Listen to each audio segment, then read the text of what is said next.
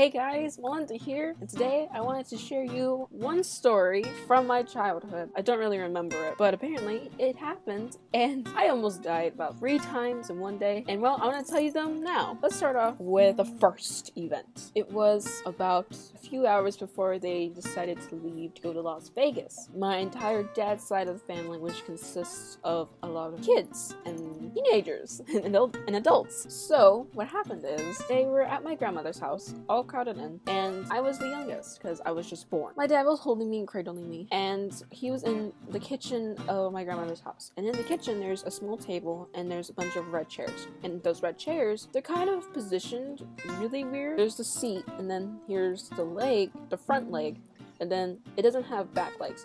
It doesn't have that. It's just the front leg, and then it has the bottom. So it's like you can like bounce in it, kind of. It's a really old chair. This particular chair that my dad was sitting in, kind of, I guess he leaned back too much, and like I said, he's holding me, and so he kind of just leaned back and just launched himself. So basically, he fell over onto the floor, and where do you think? Where did Melinda go? I actually got launched into the air. I flew, and somehow, in some glorious way, my father took out his hand and caught me with his hand like this. And like I said, he's still on the floor, but yet he caught me in mid-air with one hand while on the floor. To this day, I don't understand how he was able to do that, because seriously, what? That was the first event of my 4 major events in my life. Now, the second event. So we were in Nevada. The entire family stopped to go to McDonald's because we were all hungry because we had not eaten just yet. I mean, I'm 3 months old, and for some reason, my dad was dad again. My dad thought it was a good idea to give me French fry. He gave me the smallest piece of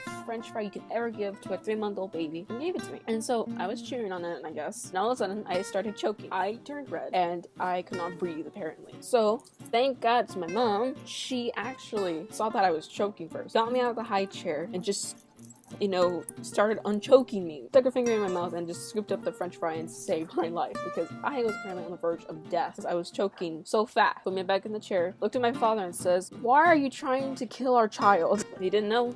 He didn't know.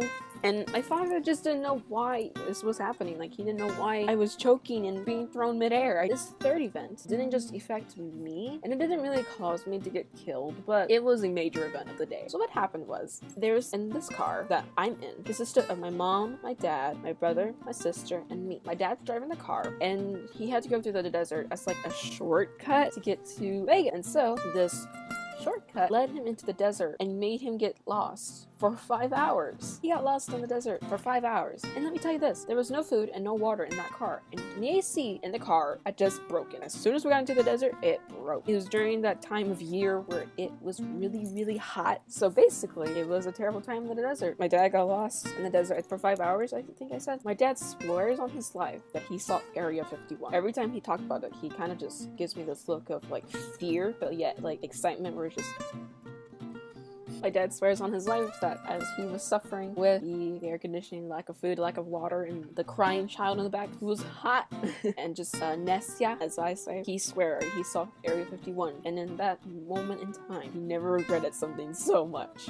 And he said that as soon as he saw it, he turned around, he sped away, because he did not want to like be interrogated for anything. So he just kind of just sped away. So if I'm not here next week, you might know why. Okay, so now for the last event. Now this is the one that almost killed me. So basically, we were in Las Vegas. All the adult ones that could go downstairs into the casino were in the casino downstairs of this hotel. And my family got their own room. And so what happened is, my brother, who was 17 at the time, was laying on the couch asleep. And my sister, who was 11 at the time, well, she was left with me. I was a baby still, so I couldn't take care of myself. Heck no. My sister, she saw that it was time for me to eat and like get a bottle.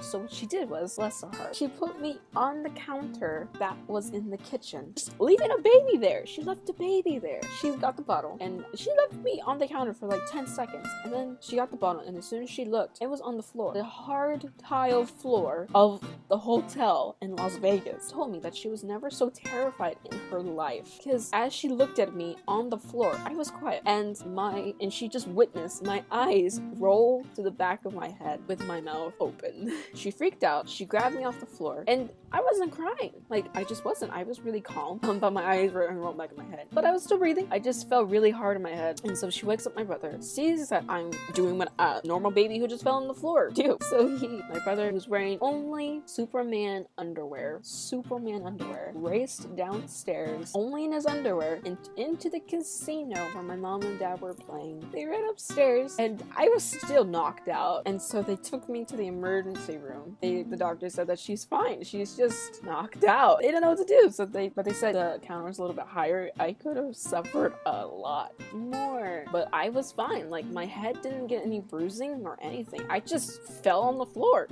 I actually learned how to roll that night because that's what happened. I was on my back, and I guess I just rolled off. Basically, the moral of the story is, if a child is meant to die, make sure it doesn't die.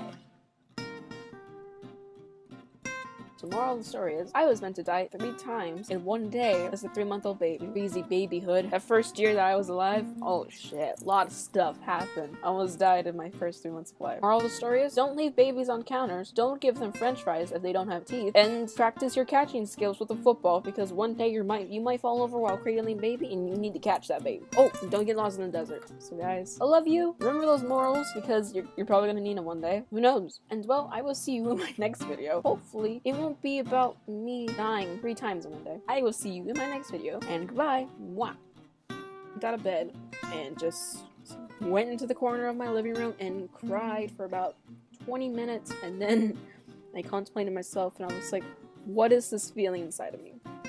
I just had lost my feels for anything. That's what the feeling was. I just lost my feels. I fell in love with One Direction instantly. And what I did was I got off the bandwagon of hating them and decided to love them. And then that's when Andrea came in and told me, go into Tumblr and find as much fanfiction as you can. Yeah. So I did, and I joined the fanfiction writing community.